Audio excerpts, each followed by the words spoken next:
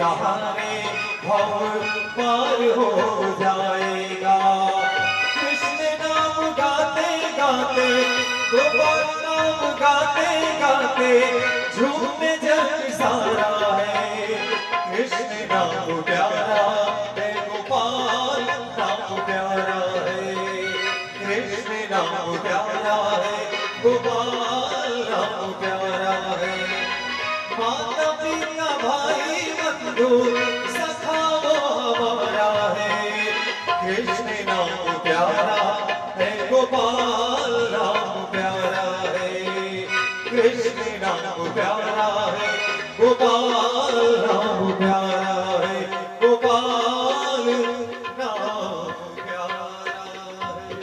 हरि राम हरि राम। ओम शिवोले सुसच्चिदानंद भगवान की जय, कृष्ण भगवान की जय, भागवत महापुराण की जय, देव भगवान की जय, श्री परीक्षित जी महाराज की जय, शनि भगवान की जय, भैरव भगवान की जय, हनुमान महाराज की जय, उमापति महादेव की जय।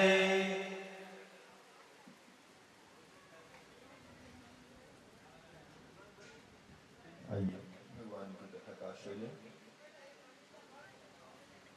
श्रीमद् भागवत कथा का आज तीसरा दिन। आप सभी का बहुत बहुत स्वागत, हार्दिक अभिनंदन, बहुत बहुत सत्कार। कल हम लोग श्री ध्रुव जी का प्रसंग सुन रहे थे। ध्रुव जी की आयु 5 वर्ष की थी। भगवान ये बताना चाहते हैं कि हम बच्चों को भी मिल जाते हैं। बड़े बड़े योगी ऋषि मुनि साधु संत कहते हैं परमात्मा बच्चों का विषय नहीं है, लेकिन भगवान कहते हैं ये गलत है, झूठ है। ध्रुव और प्रहलाद ये बच्चे ही थे। ध्रुव प्रहलाद उतरी गए पारा, बहुर ने आए ये संसारा। उनके ऊपर देश का कोई कानून लागू नहीं होता, किसी अदालत में जाने की वो बाध्य नहीं है।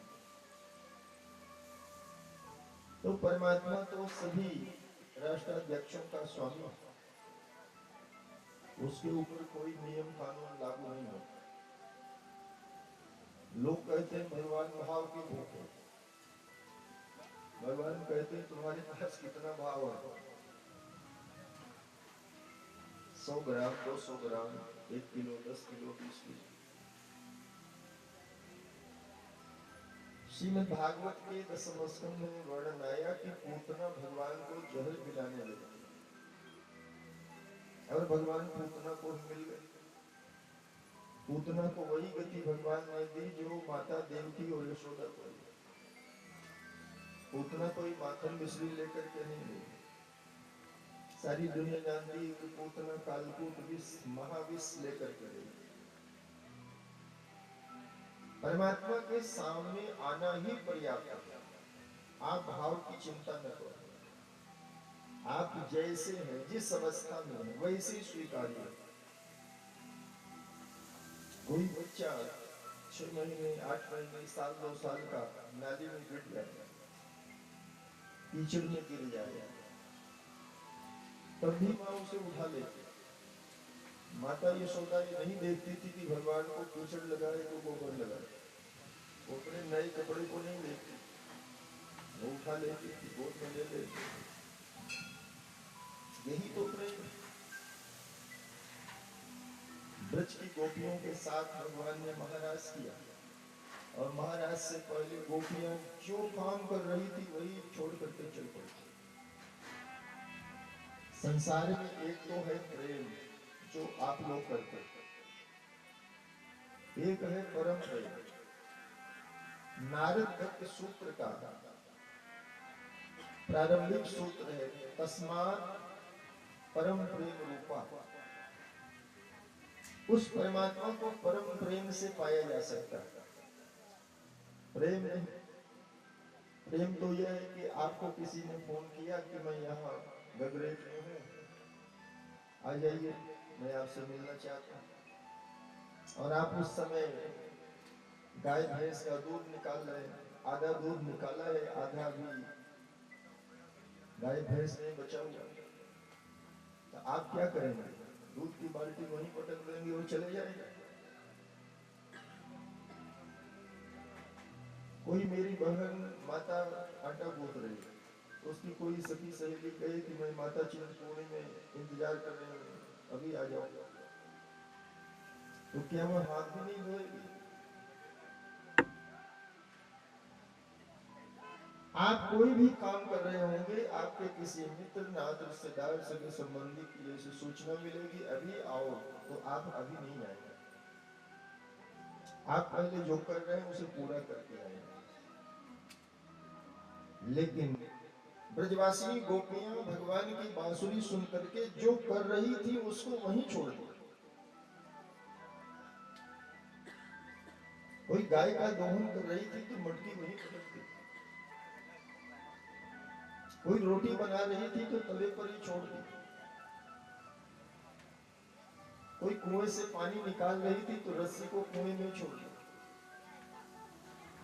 कोई आटा गूंथ रही थी उसी आटे वाले हाथ से भगवान के पास चली, कोई गाय के गोबर से चौक लगा रही थी, हाथ भी नहीं धोए।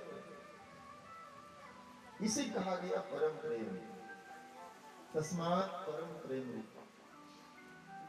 देवर्षि नारद जी से ये पूछा गया कि भक्ति कैसे करें,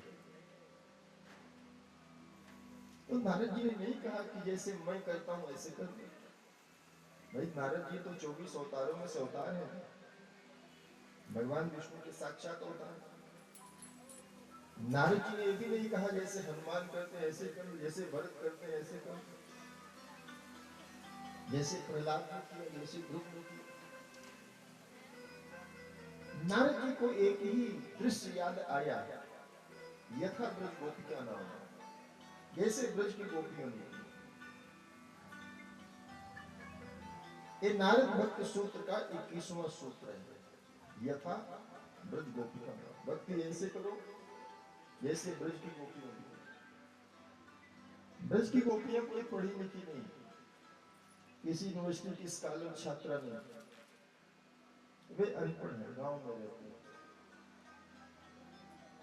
गोबर उठाते हैं, लकड़ी बीनते हैं, पानी भरते हैं, चूल्हा चौका करते हैं, झाड़ू पोछा करते हैं, बर्तन मांजते हैं। प्रत्येक कार्य वे करते हैं, लेकिन प्रत्येक उनके कार्य में भगवत चिंतन है, भगवान का चिंतन, परमात्मा चिंतन मात्र से मिलता। कोई भी भगवान का चिंतन करे परमात्मा उसे मिल जाए। परमात्मा कुछ करने से नहीं मिलता।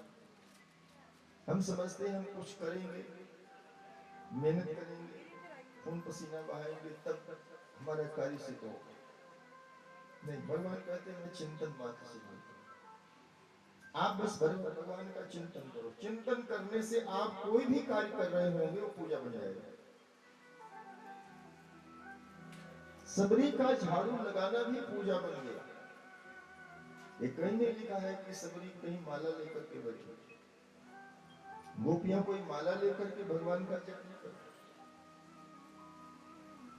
अर्जुन ने महाभारत का युद्ध किया 18 दिन तक, बस भगवान को सामने रखा, भगवान का चिंतन किया।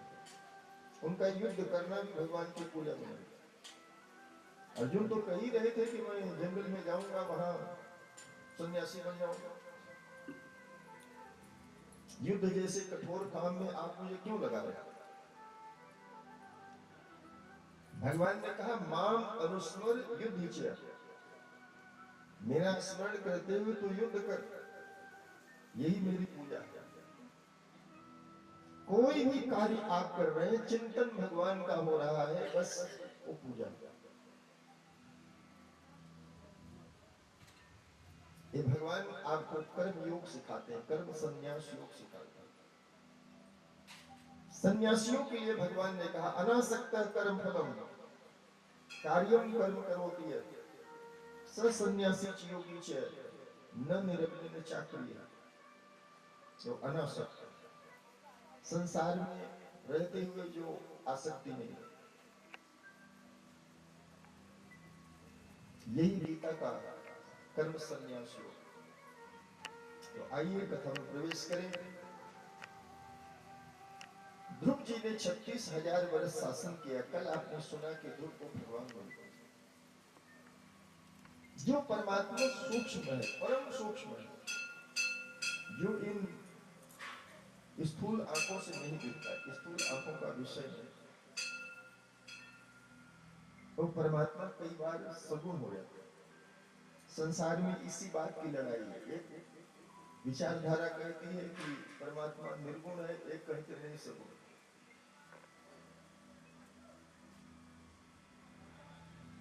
और संत तुलसीदास जी महाराज ने इस झगड़े को मिटाया।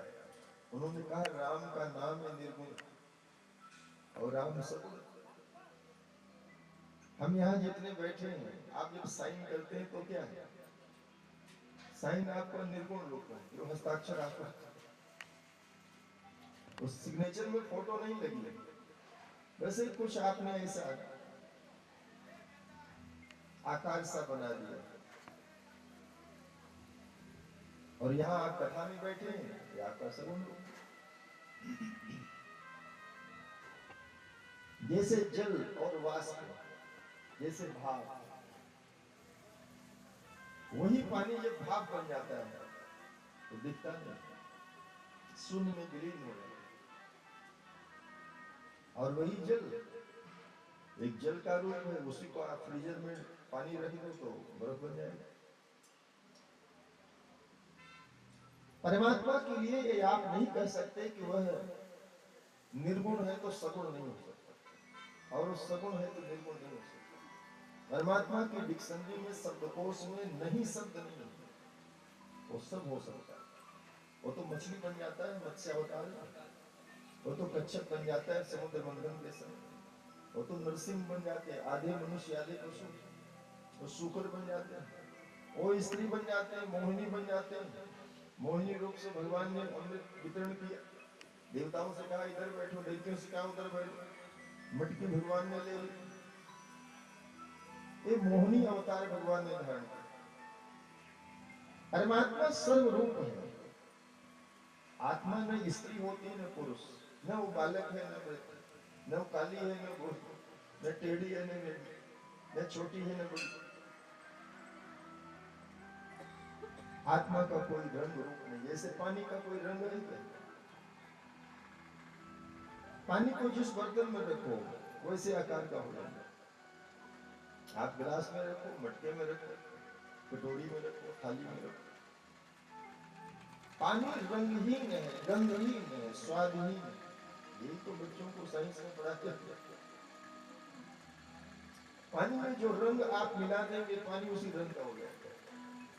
जिस पात्र में रखेंगे वह उसी पात्र में रहेगा। ऐसे ही परमात्मा। तो ध्रुव जी ने भगवान से कुछ नहीं मांगा, परमात्मा से कुछ मांगा नहीं जाता। अगर आप परमात्मा से मांगते हैं तो इसका मतलब है कि आप जो मांग रहे हैं वो परमात्मा को पता नहीं है। जबकि परमात्मा के 3 गुण हैं, वो omniscient है, वो सर्वज्ञ, वो omnipotent है, वो सर्वशक्तिमान, वो omnipresent है, वो सर्वत्र। परमात्मा आपके मन की बात को हमेशा हर पल जाना है। आपके दिल में जो बात चल रही है, मन में जो बात चल रही है, आप सोचते हैं कि मंदिर में ठाकुर द्वारे में आएंगे, ठाकुर जी को बताएंगे, तब उनको पता चलेगा। वो तो जब घर से आप निकल रहे थे तभी उन्होंने जान लिया कि आप मंदिर में आके क्या बोलने वाले। और अगर आप ऐसा नहीं मानते तो इसका मतलब है कि भगवान की सर्वज्ञता पर आप ताला मार रहे हो कि जब तक हम नहीं बताएंगे तब तक तुम्हें पता नहीं चलेगा। हम भगवान की शक्ति पर स्वयं ही अवरोध उत्पन्न कर देते हैं, ताला लगा देते हैं। नहीं, परमात्मा सर्वज्ञ। वैसे भगवान कहते हैं कि कोई बात नहीं, तुम मेरे से मांगते हो तो कोई बात नहीं। भगवान के 4 प्रकार के भक्त। एक अर्थार्थी, जिसको संसार का सब कुछ चाहिए, जिसको अर्थ चाहिए, धन चाहिए, संपत्ति चाहिए, पद पदार्थ, वैभव, प्रतिष्ठा चाहिए। भगवान कहते हैं दूसरे हैं आर्त, जो संकट में पड़ करके मुझे पुकारते हैं, जैसे द्रौपदी ने पुकारा, गजेंद्र ने पुकारा। आप किसी मुश्किल में फंस जाओ, मुसीबत में फंस जाओ, तब भगवान को याद। तो भगवान ये नहीं कहते कि पहले हमें नहीं याद किया, क्यों याद कर रहे हो। नहीं, परमात्मा ऐसे सांसारिक विचार नहीं रखता, क्योंकि परमात्मा की बुद्धि सोच करनी ये तुच्छ नहीं है, वो विराट है, उसकी सोच बहुत बड़ी है। तीसरे हैं जिज्ञासु, जो परमात्मा के संबंध में जानना चाहते हैं कि परमात्मा क्या है, हम क्या है, संसार क्या है, हम क्यों आए, क्या करने के लिए आए, कहां जाएंगे, आए कहां से, जाएंगे कहां। इन सब बातों का जो विवेक पूर्वक विचार करता है उसको जिज्ञासु कहते हैं।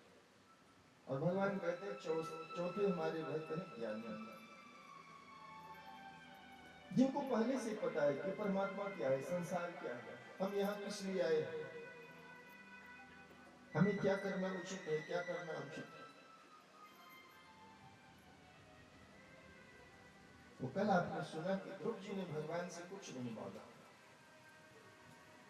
परमात्मा के आगे आप कुछ नहीं मांग पाएंगे, आपकी वाणी और हो जाएगी, आप कुछ बोल नहीं सकेंगे। परमात्मा के पास इतनी सामर्थ्य है तो उसके सामने आप की बुद्धि काम नहीं करेगी, आपकी प्रज्ञा भी चुप हो जाएगी। परमात्मा सूरज जैसा है, सूरज से बढ़ करके देखो, सूरज उगा हुआ है, आकाश में तारे अभी भी हैं, लेकिन कोई तारा अपना प्रभाव नहीं दिखा पा रहा। और ये तारे कोई छोटे से नहीं होते, आकाश का हर तारा, नन्हा से नन्हा तारा भी धरती से बड़ा है। कल भी मैंने कहा था, सूरज इस धरती से 1000 गुना से भी ज्यादा बड़ा है। तभी एक ही सूरज सारी दुनिया को रोशनी देता है। सारे संसार को रोशन करने के लिए दो सूरज नहीं, Australia, Canada, Africa, France, Germany के लिए कोई अलग सूरज नहीं, यही सूरज है।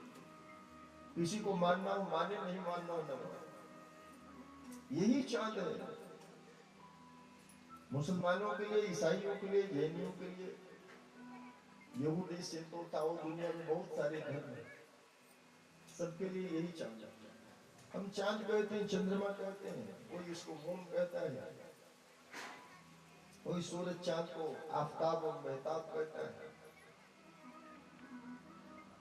आप पानी कहते हैं, कोई वाटर कहता है, कोई कुछ कहता है। यही एक ही धरती है, किसी को रहना रहे, नहीं रहना मत कहे।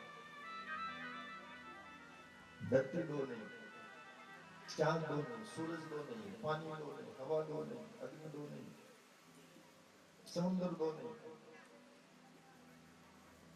परमात्मा की एक ही बनाई हुई चीज सारे संसार के लिए सफिशिएंट है। संसार की आप कितनी आबादी बढ़ा लो, हमारी सोच छोटी है। हम कहते हैं आबादी बहुत बढ़ रही, बहुत बढ़ रही, बहुत बढ़ रही। अभी क्या आबादी है? अभी 800 करोड़ है, 8,000 करोड़ भी हो सकते हैं। दुनिया के इतिहास में कभी ये लिखा नहीं गया कि धरती पर इंसान बहुत ज्यादा हो गए और रहने को जगह नहीं थी।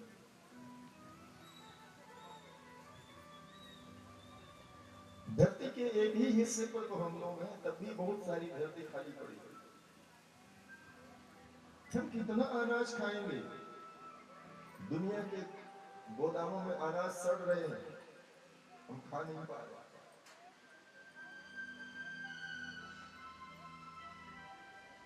परमात्मा जरूर से ज्यादा देता है। सारे संसार की नदियां दिन रात बह रही है, 24 घंटे। गंगा है, वोल्गा, बिजला, फरात, नील, अमेजन, ये सब बड़ी बड़ी नदी, सैकड़ों किलोमीटर इनकी लंबाई है।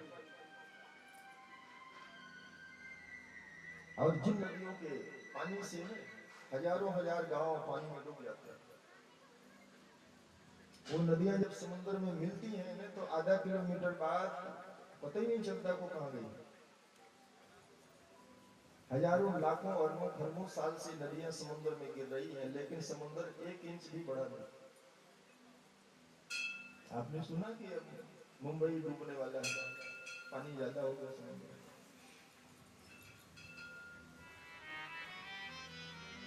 ये धरती घूम रही, कल भी मैंने कहा था धरती घूम रही, आपको पता चल रहा है घूम रही है। लेकिन आपने गाड़ी अगर छाया में, वो गाड़ी छाया में किसी ने सोच विचार करके खड़ी करी, लेकिन अभी 2 घंटे के बाद वो धूप में हो जाएगी। आपने छाया में खड़ी करी, धूप में कैसे हो गई? क्योंकि धरती घूम रही। जहां भी छाया वहां धूप हो जाएगी, जहां धूप है वहां छाया हो जाएगी। 1700 किलोमीटर की स्पीड से धरती अपनी एक्सिस पर घूम रही और 1,08,000 किलोमीटर की स्पीड से आगे बढ़ रही। तभी 365 दिन में 91 करोड़ किलोमीटर की दूरी करके सूरज का एक चक्कर लगा देगा। ये सब मैजिक है, और इसीलिए शास्त्र कहता है कि आप बार बार कथा सुनो। आप कथा सुनेंगे तो आप जिस भगवान की पूजा करते हैं, आरती करते हैं, धूप दीप जलाते हैं, उसके बल का, उसकी सामर्थ्य का आपको ज्ञान है, और आपको अपनी भी सामर्थ्य का ज्ञान है, क्योंकि आप उसी परमात्मा के अंश हैं। ईश्वर अंश जीव अविनाशी, चेतन अमल सहज सुख राशि। आप सुख की राशि, आपको सुख लेने के लिए बाहर के किसी भी साधन की जरूरत नहीं। आज रात जब आप सोए थे तो 8 घंटे जो नींद आई उसमें किसी संसारिक साधन की जरूरत पड़ी क्या? आपके हाथ में अगर पेन थी तो भी छूट गई, टीवी का रिमोट था तो भी गिर गया, आंख में चश्मा लगाए थे तो भी उतार करके रख दिया, और सवेरे कोई जगाने आया तो आपने कहा जरा 2 घंटे और सो लेने दो। इसका मतलब बिना सांसारिक साधन के आपको सुख मिल रहा है। संसार में तो हमें थकान होती है, परमात्मा आपको सुलाता है। ये जो निद्रा है, जो नींद है, परमात्मा का रूप है। या देवी सर्वभूतेषु निद्रा रूपेण संस्थिता नमस्तस्यै नमस्तस्यै नमस्तस्यै नमो। नींद नहीं हो तो हम पागल हो जाएंगे। कोई ऋषि मुनि ज्ञानी हो, कोई बहुत बड़ा संत हो, उसको भी ये तामसी प्रवाह में डूबना पड़ता है। जब भी उसको नींद आएगी, बिना तामस के नींद आती नहीं। ये तीनों गुण हमेशा साथ रहते हैं। जब जिसकी आवश्यकता होती है उनकी मात्रा अपने आप बढ़ती बढ़ती रहती है। अर्जुन ने भगवान से पूछा कि हम कोई काम नहीं करना चाहते फिर भी क्यों हो जाता है? भगवान कहते हैं इसमें तुम्हारी कोई गलती नहीं। भगवान साइकोलॉजी मनोविज्ञान का प्रयोग करते हैं। ये भी एक तरीका है। हमारे संतों ने कहा जब आपसे कोई गलती हो जाती है तो संत कहते हैं किसी ग्रह ने करा दिया होगा, यानी आपको इनोसेंट बना देते हैं, आपको निर्दोष बना देते, तुम दोषी नहीं हो। और ये भी एक तरीका है कि हमें उस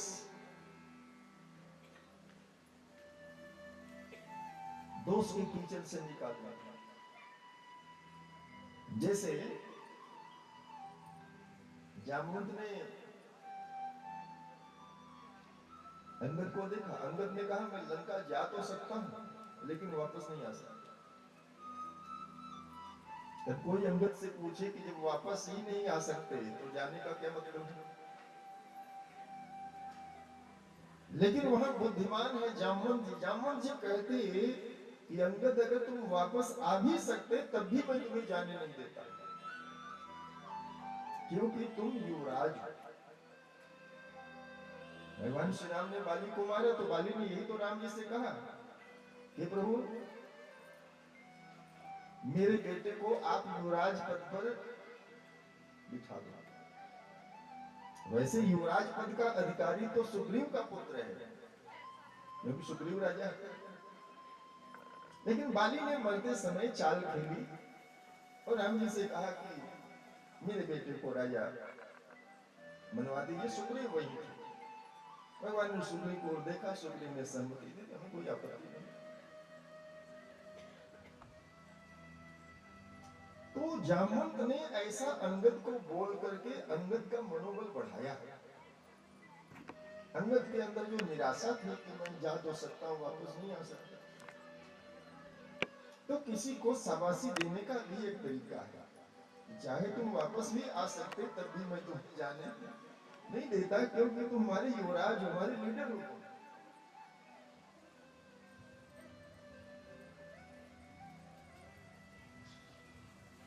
तो हमें परमात्मा की सत्ता का आभास होना चाहिए। जिस परमात्मा की हम पूजा अर्चना आरती ध्यान भजन करते हैं, उस परमात्मा की ताकत बहुत है, हमारी समझ से भी बहुत अधिक है। और इसीलिए शास्त्र कहते हैं उस परमात्मा की शरण में रहना। संसार में जितने आपके आश्रय हैं, उनकी आशा आप छोड़ दो। समय आने पर कोई आपकी सहायता नहीं करेगा, सब अपने मोबाइल बंद कर लेंगे, कोई आपके काम आने वाला नहीं। आगे आप सुनेंगे गजेंद्र मोक्ष में उसका बहुत बड़ा परिवार था, सब सरोवर से बाहर निकल गए, सब तमाशा देखने लगे। आपको आश्रय केवल परमात्मा दे सकता है। ध्रुव जी ने भगवान से कुछ नहीं मांगा, और कुछ नहीं मांगा इसीलिए उनको बहुत कुछ मिल गया। रामायण में रावण, कुंभकर्ण, विभीषण एक ही जगह बैठ करके तपस्या कर रहे थे। ब्रह्मा जी आए। ब्रह्मा जी ने कहा कि बताओ, रावण से पूछा क्या वरदान है? उसने कहा मेरी मृत्यु न हो, मैं अमर हो जाऊंगा। ब्रह्मा जी ने कहा जिसको तुम सबसे कमजोर समझते हो उससे मरने का वरदान मांगो। रावण ने कहा नर या वानर से मेरी मृत्यु हो जाए। वहां बंदर बहुत घूम रहे थे जंगल में। रावण ने कहा ये बंदर मुझे मार दो। ब्रह्मा जी ने कहा तथास्तु। उसने सोचा देवता भी मेरे से डरते हैं, तो नर और वानर किस देखेंगे। पास में विभीषण थे। विभीषण से पूछा कि तुम बताओ तुम्हें क्या वरदान दो। विभीषण ने कुछ नहीं मांगा। विभीषण ने कहा हे परमेष्ठी प्रजापति ब्रह्मा जी, आपने जैसे ही मेरे से पूछा कि तुम्हें क्या वरदान दूं, आपके पूछने में ही मुझे सब मिल गया। मेरे सामने साक्षात सृष्टि का रचयिता खड़ा है और वो पूछ रही कि बताओ वरदान क्या? तो क्या अभी मेरे को कुछ मिलना बाकी रह गया क्या? मुझे तो पता ही है कि मैं जो कहूंगा आप कहेंगे तो खास। ब्रह्मा जी ने कहा जाओ तुम अमर हो जाओ। रावण ने कहा ये दो आंख क्यों हो रही है? मैंने अमरता का वरदान मांगा, मुझे नहीं दिया, इसने मांगा भी नहीं, इसको दे दिया। ब्रह्मा जी ने कहा यही परंपरा है, जो मांगता है उसको नहीं मिलता, जो नहीं मांगता उसको मिल जाता। बिन मांगे मोती मिले, मांगे मिले निधि। विभीषण चिरंजीवी है, अश्वत्थामा बलिव्यासो हनुमान विभीषण। जो 7 चिरंजीवी हैं, 8वें मार्कंडेय ऋषि, उसमें 8 चिरंजीवियों में विभीषण जी एक है। कुंभकर्ण से पूछा तुम्हें क्या वरदान? कुंभकर्ण ने कहा ये दोनों मूर्ख, इनको पता ही नहीं क्या मांगना चाहिए। ब्रह्मा जी ने कहा मांगो। कुंभकर्ण ने कहा संसार में 2 ही सुख है, एक भोजन और एक अच्छी नींद। भोजन करो और सो जाओ, भोजन करो और सो जाओ। रामायण के अयोध्या कांड में मंथरा यही कैकेयी को कहती है कि आपके पास दो ही काम, भोजन करना सो जाना, भोजन करना सो जाना, भोजन करना सो जाना। आपको पता भी है इस राजमहल में आपके प्रतिकूल खिलाफ क्या षड्यंत्र चल रहा है। और यही बात वो कहती है सुपनेखा अपने भाई को, करस पान सौवस दिन रात, सुधि नहीं तो सिर पर आ जाता। अरे तो दिन रात भोजन करता है, मदिरा पान करके सो जाता है, तुझे पता भी है तेरे सिर पर तेरा शत्रु आ गया। कुंभकर्ण ने कहा मैं तो बस भोजन करूं और सो जाऊंगा, भोजन करूं सो जाऊं बस। और इतना बोल करके ना वो लुढ़क गया। ब्रह्मा जी ने कहा तथास्तु, सोते रहो। रावण और विभीषण कुंभकर्ण को उठा करके ले गए विश्रवा ऋषि अपने पिता के पास। विश्रवा जी ने पूछा ये क्या है? रावण ने कहा ये वरदान है। इसने यही वरदान मांगा, मैं सोता रहूं, भोजन करूं, सोता रहूं। एक ही जगह है तप करने वाले, एक ही कुल खानदान के, एक ही रक्त के और एक ही देवता से वरदान मांग रहे, लेकिन तीनों अलग अलग। जब अर्जुन ने भगवान से पूछा कि ये मैं नहीं करना चाहता, मेरे से कौन करा देता है? भगवान ने कहा ये प्रकृति में तीन गुणों से बनी, तुलनात्मक। जब जिस गुण की प्रबलता होगी वो अपना प्रभाव दिखा देगा। ये ध्रुव जी 36,000 वर्ष इन्होंने शासन किया। छोटे भाई का, जो इनका छोटा भाई था उत्तम, उसका यक्षों के साथ बहुत समय तक युद्ध हुआ और वो मारा गया। फिर ध्रुव जी ने भी यक्षों को पराजित किया, लेकिन इनके दादा ने आकर के इनको समझाया कि देखो यक्ष इनको मारना ठीक नहीं है, और जो भगवान मान लो, मनु की बात को मान लो। और फिर अपने पुत्र को शासन दिया, बद्रिकाश्रम में आए, 6 महीने वहां भी इन्होंने तप किया। गंगा जी ने कहा बेटा ध्रुव मुझे छोड़ करके जा रहे हो। ध्रुव जी जब हरिद्वार से ऋषिकेश और आगे बढ़े तो गंगा जी ने कहा कि आप मुझे छोड़ करके क्यों जा रहे हैं? ध्रुव जी ने कहा कि आपके जल में ना बड़ी अशांति है, आपके पानी में बड़ा शोर उत्पन्न होता है। गंगा ने कहा तुम मेरे किनारे बैठो, मैं शांत हो जाता हूं। भगवान का इतना श्रेष्ठ भक्त मेरे किनारे बैठेगा तो आनंद होगा। ध्रुव जी वहां रहे ऋषिकेश में। आप देखें ऋषिकेश से ऊपर तक गंगा जी जब आती है तो शोर होता है, ऋषिकेश से गंगा एकदम शांत हो जाती है। लेकिन ध्रुव जी से मिलने के लिए यहाँ बहुत सारे लोग आने लगे। ध्रुव जी ने वहां से उठ करके वे बद्रिकाश्रम आ गए। चाहे किसी ने भगवान का दर्शन कर भी लिया हो, तब भी उनसे अपना भजन नहीं छोड़ना चाहिए। और ध्रुव जी ने बद्रीनाथ भगवान के धाम में रह करके भी खूब तप किया। भगवान विष्णु के 2 दूत आए, नंद और सुनंद 2 पार्षद आए, विमान लेकर के ध्रुव जी को बिठाया। विमान चल पड़ा आकाश में। ध्रुव जी ने पार्षदों से कहा मेरी माता जी कहाँ है, मुझे अपनी माँ की याद आ गई। ये कथाएं हमें बहुत कुछ सिखाती है। जिस बेटे को इतनी ऊंचाई मिल गई, आज उसकी माँ को अपनी याद आ रही, उसको अपनी माँ की याद आ रही। पार्षदों से कहा विमान रोकिए, हमें अपनी माँ से मिलना। पार्षदों ने कहा कि राजकुमार सामने देखिए, आपकी माता दूसरे विमान में बैठ करके जा रही है।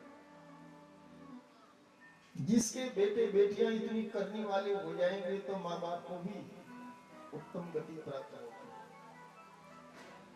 भगवान ने प्रहलाद जी को कहा कि जिसके कोई खानदान में तेरे जैसे पुत्र उत्पन्न हो जाते हैं उसकी 21 पीढ़ियां भी अगर नरक में हो तो तर जाती है।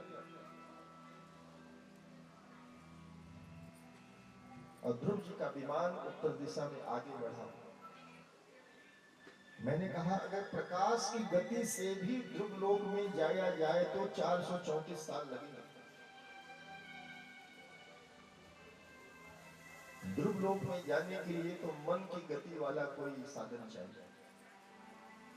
और ऐसा ही विमान था उन पार्षदों के पास, भगवान विष्णु के दूतों के पास, उसी पर बिठा करके ले गए। ध्रुव लोक धरती से बहुत बड़ा है, लाखों गुना बड़ा है। आप कहेंगे झूठ, लाखों गुना अगर बड़ा नहीं होगा तो जो ध्रुव तारा धरती से 4.5 मील किलोमीटर दूर है। एक प्रकाश वर्ष में 96 खरब किलोमीटर होता है, उसमें 434 का गुणा करो तो 4.5 मील किलोमीटर दूरी बनता है। क्या आपकी आंख इतना दूर देख लेगी? इतनी दूरी को आपकी आंख कभी देख पाएगी जब धरती से वो इलाका लाखों गुना बड़ा होगा। वैज्ञानिक मानते हैं कि आकाश में ऐसे भी तारे हैं, स्टार्स हैं, जिनकी रोशनी अभी तक धरती पर नहीं पहुंची, जबकि रोशनी प्रकाश की चाल है 3 लाख किलोमीटर पर सेकंड, और इस धरती को बने हुए लगभग 92 अरब वर्ष हो गए।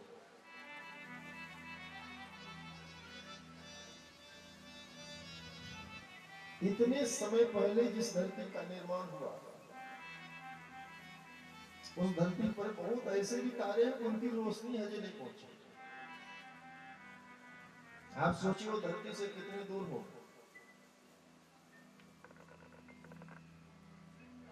ये सारा संसार एक मिस्ट्री है, आप कभी नहीं जान पाओ, कोई कभी नहीं जान पाएगा ये सब क्या है। ये संसार को छोड़ो, आप अपने माइंड को कभी नहीं जान पाओगे कि कैसे बना, ये काम कैसे करता है। आप अपने शरीर में 80 साल रह लो, 100 साल रह लो, तब भी नहीं जान पाओगे कि ये शरीर काम कैसे करता है, चलता कैसे है। इंडियन फिलॉसफी में, भारतीय दर्शन में कुछ मिस्ट्रीज, और पहली मिस्ट्री यही है आपका माइंड, दूसरी मिस्ट्री है आपकी बॉडी, तीसरी मिस्ट्री है नेचर, प्रकृति, और चौथी मिस्ट्री तो परमात्मा है।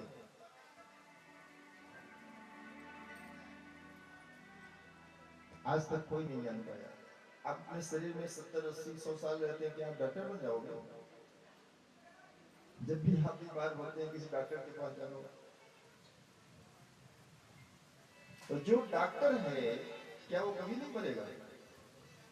दुनिया के जितने डॉक्टर हैं, जब से आधुनिक चिकित्सा विज्ञान काम कर रहा है, हम अपने आयुर्वेद को छोड़ दें। अरे वो हकीम लुकमान भी मर गया, जिसके सामने जड़ी बूटियां खुद ही बता देती थी कि मैं किस बीमारी की दवाई हूं।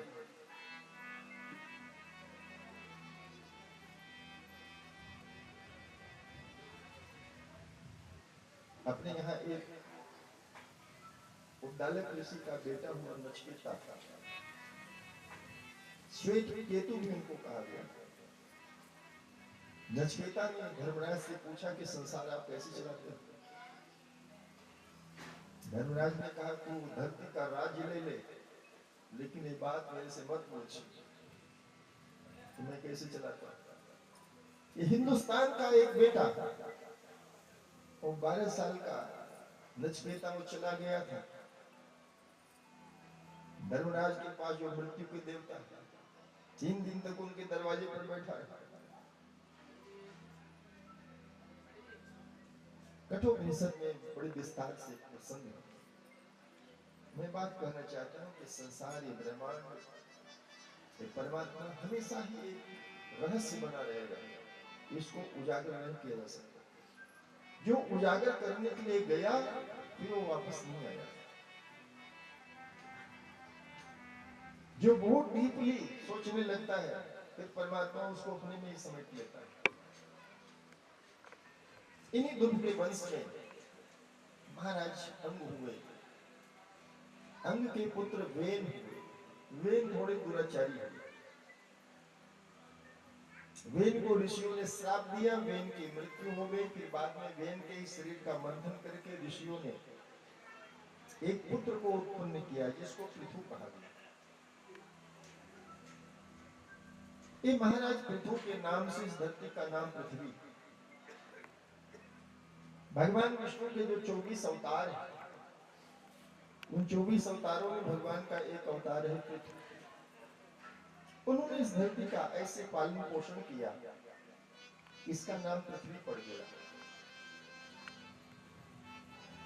आप देखें महाराज पृथु ने ही पहले जो पहाड़ थे ना, जहां तहां हर जगह होते थे, महाराज पृथु ने अपने बाणों से इनको इकट्ठा कर दिया।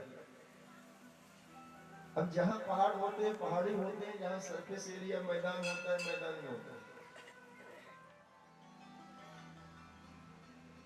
तो इनके पुत्र का नाम है विजताश्व।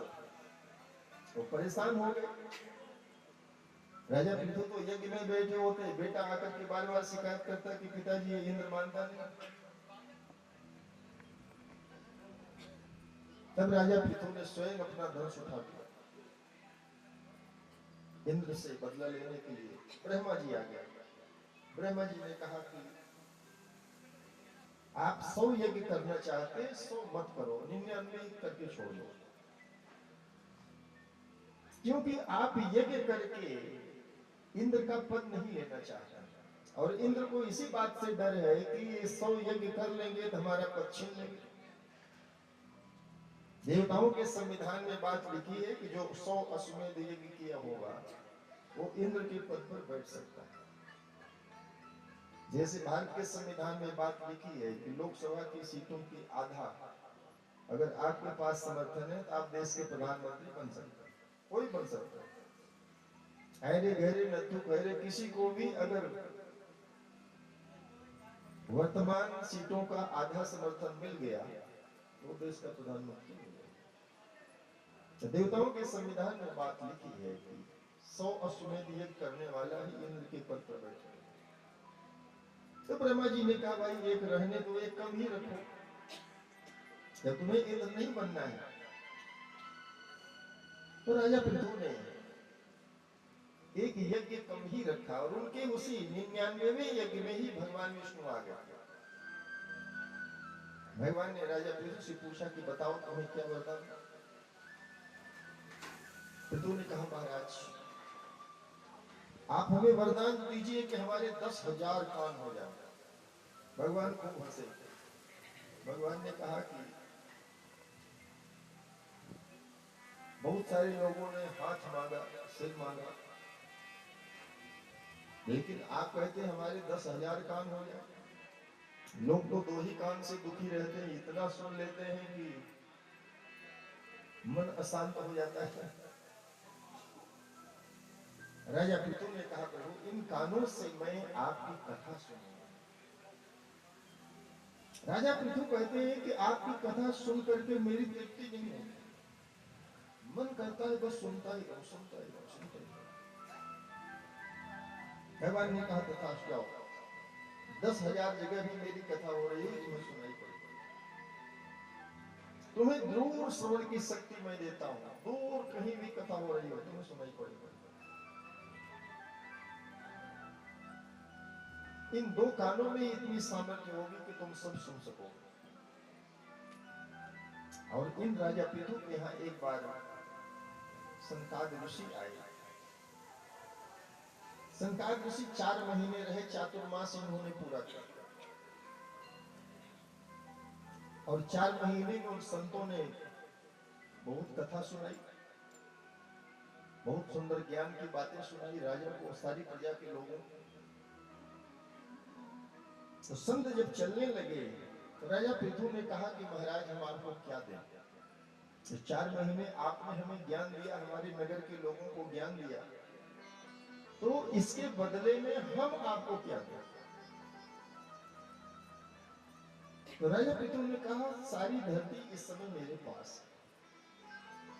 है और यह सारी धरती का साम्राज्य मैं आपको देता हूं। राजा पृथु ने कहा अब इससे ज्यादा तो मेरे पास है नहीं, मैं इतने का मालिक हूं, तो जितना मेरे पास है वही तो दे सकता हूं। संकाद ऋषियों ने कहा ठीक, तुमने सारी धरती मुझे दान कर दी, अब सारी धरती मेरी है। पृथु ने कहा बिल्कुल ठीक। संकाद ऋषियों ने कहा लेकिन इतना सब बोझ लेकर के हम लोग कहां घूमेंगे? संकाद ऋषियों ने कहा यह सब हम तुम्हें लौटाते हैं।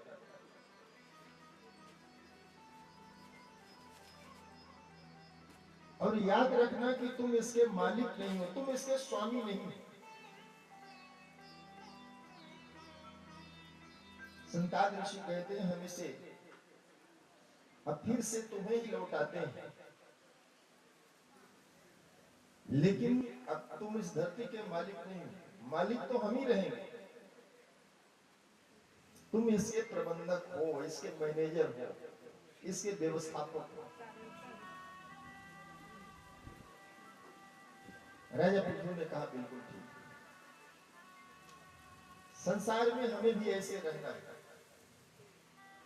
आप किसी भी वस्तु के मालिक नहीं हो सकते। मालिक तो आप अपने शरीर के भी नहीं है, क्योंकि शरीर पंच महाभूतों का बना है और समय आने पर वो सब अलग हो जाएंगे, अपने अपने स्वरूप में मिल जाएंगे। संकाद ऋषियों ने कहा ये धरती हम फिर से आपको लौटाते हैं और आप इसका प्रबंधन ऐसे करना जैसे कोई व्यवस्थापक व्यवस्था करता है। आप मालिक बनकर के नहीं रहोगे। आपके नजदीक कोई बैंक हो तो बैंक में आज मान लो 50-100 करोड़ रुपए जमा हुए और दूसरे दिन 75-80 करोड़ रुपए निकाल लिए गए, तो बैंक मैनेजर को कोई कष्ट होता है क्या? चाहे जितना जमा करो, चाहे जितना निकालो, मैनेजर को क्या? मैनेजर तो केवल एक व्यवस्था देगा, बस आपको जमा करने की सुविधा देगा, आपको निकालने की सुविधा देगा। संसार में हमें ऐसे रहना है। हम सारे संसार का बोझ लेकर के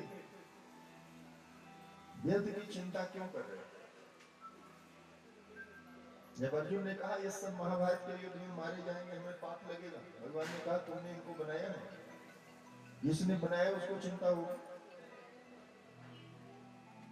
इसीलिए भगवत गीता का ये सार सूत्र है, क्यों व्यर्थ चिंता करते हैं?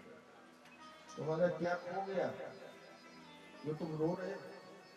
जो लिया यहीं से लिया, जो दिया यहीं पर दिया। इन्हीं पृथु के वंश में प्राचीन बलि नाम के राजा हुए। ये सब बड़े यज्ञ करने वाले राजा हैं। इन राजाओं का नाम सुनने मात्र से हमारे पाप नष्ट होते हैं, हमारे दोष मिटते हैं। अपने यहाँ एक राजा हुए जिनका नाम है नल, राजा नल। उनकी महारानी का नाम था दमयंती। राजा नल से कलयुग बहुत डरता था। कलयुग में कई वर्षों तक प्रतीक्षा करी कि राजा कोई गलती करे और मैं इसके शरीर में प्रवेश कर जाऊं। और फिर बाद में उस कलयुग में राजा नल को परेशान भी किया, सारा राजपाट राजा का छीन लिया। तो राजा नल का सवेरे सवेरे नाम लेने से न भगवान का स्मरण करने का फल मिलता है। पुण्य श्लोको नलो राजा पुण्य श्लोको जनार्दन। भगवान जनार्दन का स्मरण करना और राजा नल का स्मरण करना दोनों बराबर। हरम हरिम हरिश्चंद्रम हनुमंतम हलायुधम। हर यानी शिव जी, हर यानी भगवान विष्णु, हनुमान जी, हलायुध यानी बलराम जी और राजा हरिश्चंद्र, ये 5 का सवेरे सवेरे नाम लेने से संकट कटते हैं। हरम हरिम हरिश्चंद्रम हनुमंतम हलायुधि। अब कहां भगवान शिव, कहां भगवान विष्णु, और उनके बराबर में राजा हरिश्चंद्र को ला करके रखते। लेकिन हरिश्चंद्र का भी नाम लेने से हमारे संकट टल जाता है। वो राजा का प्रताप है। अरे वो तो छोड़ो, चंद्रवंश में एक राजा हुए कार्तवीर्य, जिनको आप सहस्रार्जुन कहते हैं, जिनकी 1000 भुजाएं थी। राजा कार्तवीर्य या सहस्रार्जुन का नाम लेने से आपकी खोई हुई वस्तु मिल जाएगी। 100-200 बार रोज उस राजा का नाम लो। ये उस राजा का प्रताप है। चाहे भगवान परशुराम जी ने सहस्रार्जुन की भुजाएं काट ही दी थी, लेकिन भगवान दत्तात्रेय का वरदान है उसको कि तेरा नाम लेकर के कोई अपनी खोई वस्तु ढूंढेगा तो मिल जाएगा। तो इसीलिए इन दिव्य राजाओं के नाम इन ग्रंथों में आए हैं। प्राचीन बलि के वंश में प्रचेता नाम के 10 बेटे हुए। इनसे भी बहुत सारी प्रजा का विस्तार हुआ। भगवान शिव के दिशा निर्देश पर इन्होंने भगवान विष्णु की भक्ति करी। ये प्रचेता 10 भाई हैं, लेकिन 10 भाई इतने मेल से रहते हैं, उनके अलग अलग नाम नहीं बताए गए, उनको प्रचेता कह दिया गया। जैसे 5 पांडव हैं, 5 पांडव इतने मेल से थे।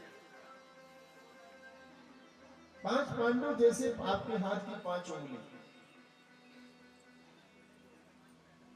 ऐसे युधिष्ठिर, भीम, अर्जुन, नकुल, सहदेव। तो ये तो वंशावली आपने सुनी। महाराज स्वयंभू मनु के पुत्र उत्तानपाद, उनके ध्रुव, अंग, वेद, पृथु, प्राचीन बलि, प्रचेता, ये सब लोग। दूसरे पुत्र हुए प्रियव्रत। आइए जरा भगवत स्मरण करें। बोली सच्चिदानंद भगवान की जय, श्री राधा कृष्ण भगवान की।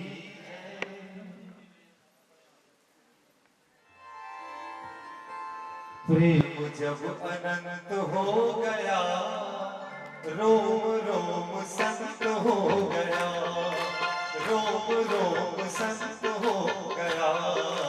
प्रेम जब अनंत हो गया, रोम रोम संत हो गया। प्रेम जब अनंत हो गया, रोम रोम संत हो गया।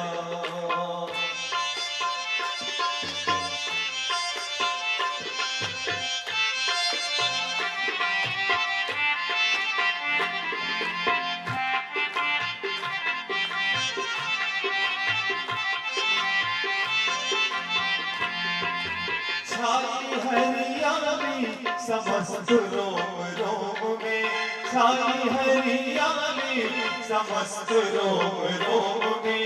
दिखते सिया राम जो व्यापक है व्योम में, दिखते सिया राम जो व्यापक है व्योम में। हो गया अपना सीखंत हो गया, रोम रोम संत हो गया, रोम रोम संत हो गया। प्रेम जब अनंत हो गया, रोम रोम संत हो गया।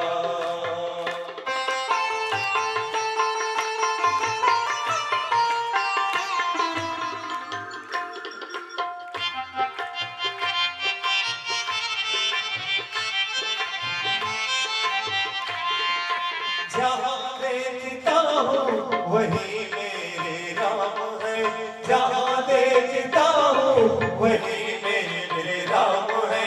मन को मेरे मिल जाता सहज ही विराम है, मन को मेरे मिल जाता सहज ही विराम है। दैत्य का जो अंत हो गया, दैत्य का जो अंत हो गया, रोम रोम संत हो गया, रोम रोम संत हो गया। प्रेम जब अनंत हो गया, रोम रोम संत हो गया, रोम रोम संत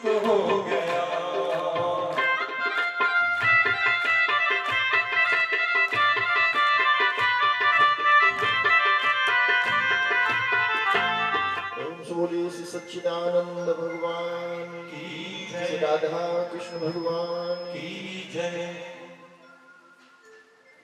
स्वयंभू मनु के दूसरे बेटे जिनका नाम प्रियव्रत है,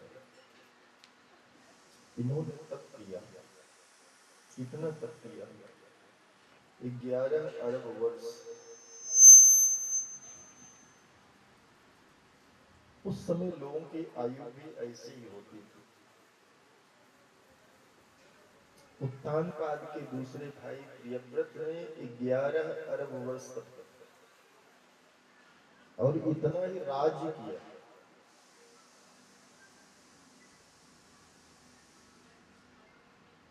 तो इनके तप को देख करके इनके बड़े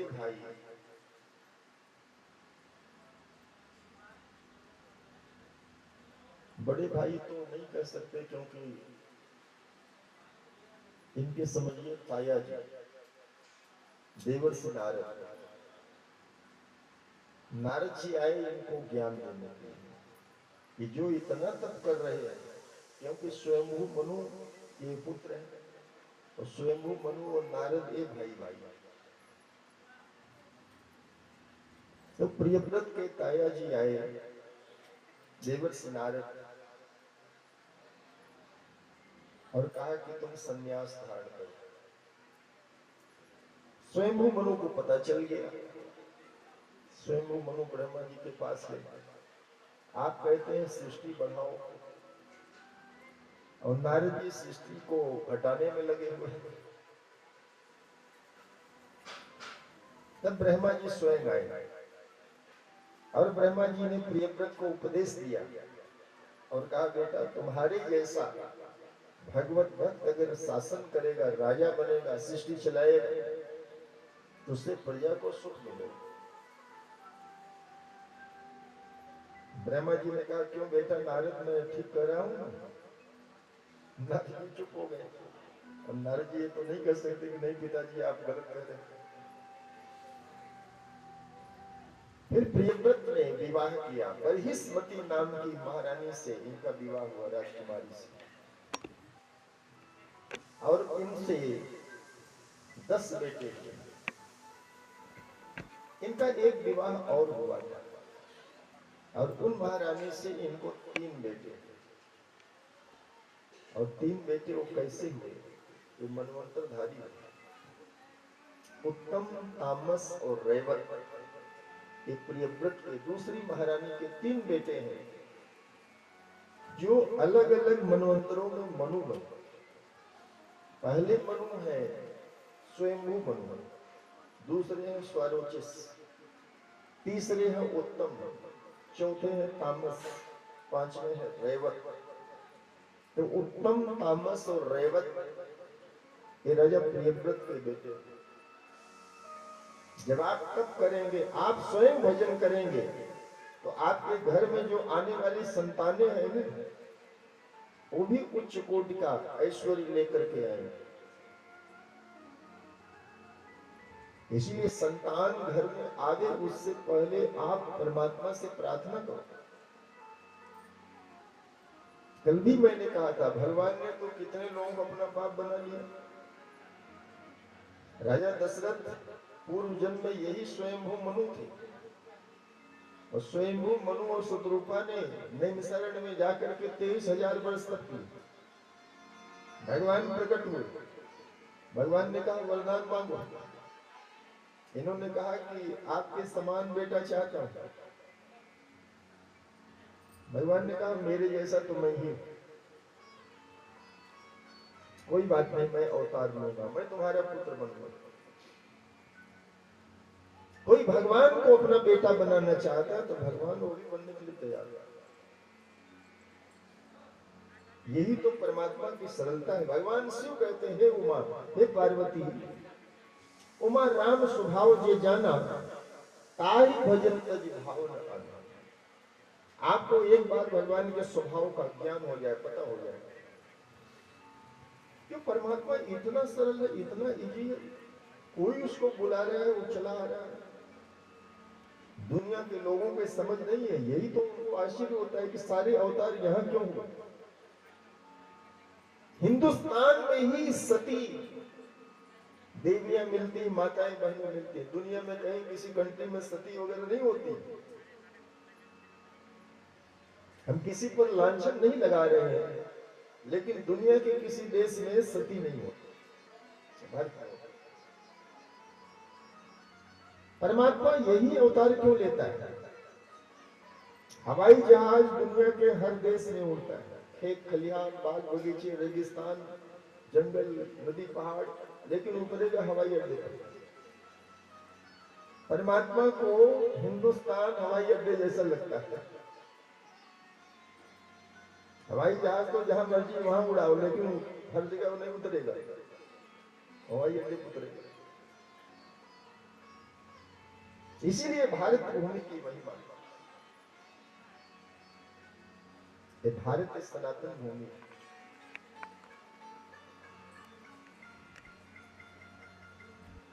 इन्हीं प्रियव्रत के वंश में इनके सबसे बड़े बेटे का नाम है आग्नेत्र। आग्नेत्र की पत्नी का नाम है पूर्वचित्ती। पूर्वचित्ती नाम की अप्सरा से इनका विवाह। जब बेटे काबिल होंगे ना, तो रिश्तेदारियां भी दूर दूर से आएंगी, ऊंचे खानदान से आएंगे। अब किसी अप्सरा से विवाह करना इतना सामान्य कोई बात तो है। अप्सराएं किसी पर मोहित नहीं होती, लेकिन ऐसे कुछ धरती के राजा हुए जिन पर अप्सराएं भी मोहित हुई। और इन महाराज आग्नेत्र के वंश में नाभि नाम के राजा है। नाभि और मेरु देवी के गर्भ से इनके यहाँ भगवान ने अवतार लिया। उनका नाम हुआ ऋषभ देव। 24 अवतारों में भगवान ऋषभ देव भी एक अवतार है। ये जैन धर्म के पहले तीर्थंकर। जैन धर्म में 24 गुरु, अंतिम उनके गुरु है भगवान महावीर, जो 2600 साल पहले हुए। उनके पहले तीर्थंकर हैं भगवान ऋषभ देव।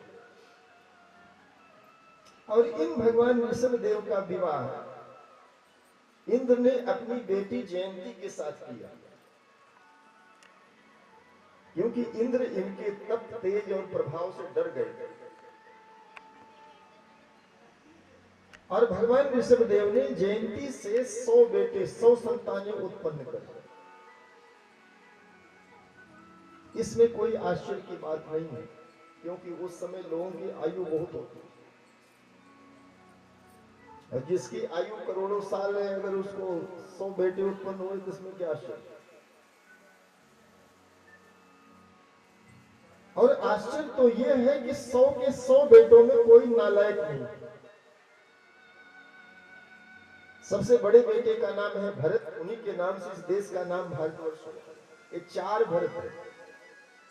एक तो भगवान श्री राम के भाई भरत, एक दुष्यंत शकुंतला के पुत्र भरत, और एक भरत नाम के ऋषि हुए जिन्होंने नाट्य शास्त्र की रचना की।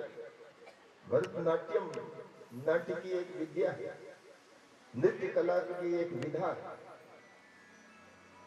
और एक चौथे भरत हैं जो भगवान ऋषभ देव के सबसे बड़े पुत्र हुए। उससे पहले इस देश का नाम अजनाब खंड होता था। ये भरत जी ने इस देश पर ही नहीं, सारी दुनिया पर एक कथा सुनना आपके लिए इसलिए जरूरी है, क्योंकि कभी हिंदुस्तान के राजाओं का राज सारी दुनिया पर था। और बहुत दूर क्यों जाएं, मैंने पहले ही कहा कि महाभारत के बाद तक, बहुत बाद तक, ईरान से लेकर के इंडोनेशिया तक ये सारा इलाका जो है, इसको भारत ही कहा जाता है। इंडोनेशिया का एक शहर है बाली। बाली में 95% हिंदू ही रहते हैं। बाली के हर चौक चौराहे पर आपको हिंदू संस्कृति के निशान, चिन्ह अभी भी दिख जाएंगे। वहां भगवान श्री राम एक चौक पर बैठे हैं, समुद्र मंथन करवा रहे हैं। नहीं, भगवान विष्णु, भगवान श्री राम एक चौक पर, उनका बहुत बड़ा स्टेच्यू बना है, वो समुद्र पर पुल बनवा रहे हैं। इंडोनेशिया में अंकोर वाट शहर है, जहां दुनिया का सबसे बड़ा राम मंदिर है, श्री राम मंदिर है, जिसकी बाउंड्री 5 किलोमीटर में है। और वहां की हर दीवार पर राम जी की जिंदगी की हर बातें वहां चित्रों के रूप में लिखी हुई। वहां की एयरलाइंस का नाम है गरुड़ एयरवेज। वहां की नोट पर अभी भी गणेश जी बने होते, यही गणेश जी जिनकी पूजा नरेंद्र जी ने मंदिर में करी। और उस करेंसी के बाईं ओर सबसे ऊपर छोटे से आकार में भगवान विष्णु बने होते। आप अपनी करेंसी पर जरा भगवान विष्णु को बना करके देख लो, मारा मारी हो जाएगी। गरुड़ किसके वाहन है? भगवान विष्णु के वाहन। हमारे लोगों को ख्याल नहीं आया कि अपनी एयरलाइंस का नाम गरुड़ एयरवेज रखें। ईरान में बहुत समय तक 1400 साल के बाद तक भी सब हिंदू आबादी होती थी। आज वहां कोई हिंदू नहीं बचा। आप दूर क्यों जाते हैं? अफगानिस्तान, ये भगवान श्री राम भरत का भी ननिहाल था। और दुर्योधन की मां वही गांधारी वहीं की थी। गांधार नरेश की पुत्री थी गांधारी। अफगानिस्तान में इस समय अब कोई हिंदू नहीं बचा। जो रह गए थे कुछ 400-500 सिख वगैरह, उनको भी मार करके भगा दिया गया। वो भी अपना श्रीगंज साहिब वगैरह लेकर के वापस आ गए, दुकान शोरूम बंद करके आ गए। जिस तेजी से डेमोग्राफी बदल रही है, जनसंख्या असंतुलन का शिकार एक दिन हिमाचल भी होगा। इसलिए अपनी आबादी पर आप ध्यान दें। कहीं ऐसा न हो कि बाहरी लोग बढ़ जाएं और आप जो यहाँ के पुश्तैनी निवासी हो। अब यहाँ के लोग तो जा रहे हैं चंडीगढ़, दिल्ली जा रहे हैं, फलाना बाहर जा रहे हैं, और बाहरी लोग यहाँ आ रहे हैं। ये कभी आपके अस्तित्व के लिए वे संकट खड़ा कर देंगे। इसीलिए सोचने की बात है। क्योंकि ईरान बदल गया, अफगानिस्तान बदल गया, पाकिस्तान तो चले गया, बांग्लादेश जो हिंदुस्तान का हिस्सा होता था, इंडोनेशिया वगैरह, ये सब बदल गए। दुनिया में एक धर्म का यही इरादा है कि सारी दुनिया को इस्लाम के झंडे के नीचे ला दो। और हम दूर क्यों जाते हैं? हम तो भुक्तभोगी हैं। आधे हिंदुस्तान में कोई बड़ा मंदिर नहीं है, सब मंदिरों को तोड़ दिया गया। हाँ, दक्षिण भारत में नहीं कर पाए। दक्षिण भारत के राजाओं ने जी जान से मुकाबला किया। इसीलिए आज भी वहां 1000 साल पहले के पुराने मंदिर खड़े, बहुत बड़े बड़े मंदिर हैं। मंदिर क्या होते हैं आप दक्षिण भारत में जाकर के देखिए। ऐसा नहीं कि इधर नहीं थे, इधर भी थे, लेकिन उनका अस्तित्व मिटा दिया। जो संस्कृति उत्तर भारत में थी वही तो दक्षिण भारत में थी, लेकिन एक जगह उनका जोर चल गया। हम लोगों की बेवकूफी की वजह से देश 1000 साल से गुलाम रहा। 1000 साल से ऐसा लगा कि जैसे हम गुलाम होने के लिए बैठे हुए हैं, आओ और हमें गुलाम बनाओ। अरे भाई, बाहर से कितने आक्रमणकारी आए हैं आप बताओ? 200, 400, 500, 1000, 1500, 2000, इससे ज्यादा तो नहीं आए होंगे। और उन्होंने सारे हिंदुस्तान पर कब्जा कर लिया और हम तमाशा देखते रहे। हमने राजाओं के भरोसे छोड़ दिया कि राजा लोग हमें बचाएंगे, और राजा गुलाम बन गए। आज भी हम यही सोच में बैठे हैं कि हमें मुख्यमंत्री प्रधानमंत्री बचाएंगे, वो आपको गुलाम बना देंगे। उनको क्या, नेपाल में देख लीजिए, प्रधानमंत्री सरेंडर कर दिए और बांग्लादेश की प्रधानमंत्री भाग करके यहाँ रह रही है। हमारे भी देश का मुख्यमंत्री प्रधानमंत्री जहां सुविधा देखेगा भाग खड़ा होगा। आप क्या करोगे? इसलिए अपने अंदर ऐसा शौर्य, बल, साहस, एकता, संगठन।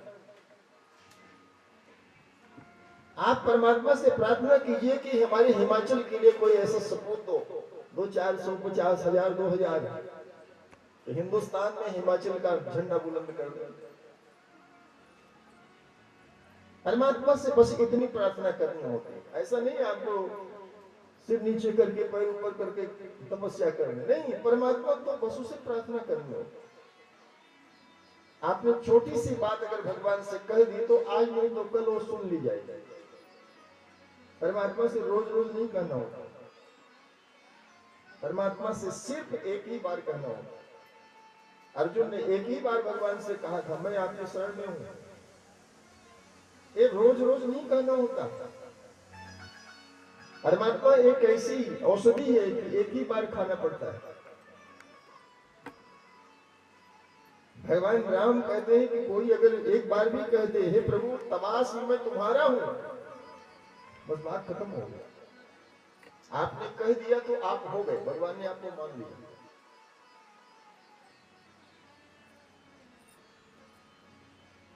तो ऋषभ देव के सबसे बड़े पुत्र हुए, उनका नाम था भरत। उन्हीं के नाम से इस देश का नाम भारतवर्ष हुआ। वही इस देश की गद्दी पर बैठे और 1 करोड़ वर्ष तक उन्होंने शासन किया।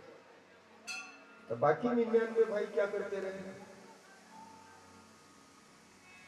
तो कोई होम मिनिस्टर, कोई डिफेंस मिनिस्टर नहीं बन गया।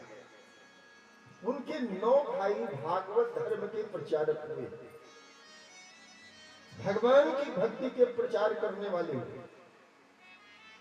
उनके नाम है कवि, हरि, अंतरिक्ष, प्रबुद्ध, पिपलायन, द्रुमिल, चमस, करभाजन, आविर्भूत। भरत जी से छोटे 9 भाई, उनको परम भागवत कहा गया, 9 योगेश्वर कहा गया।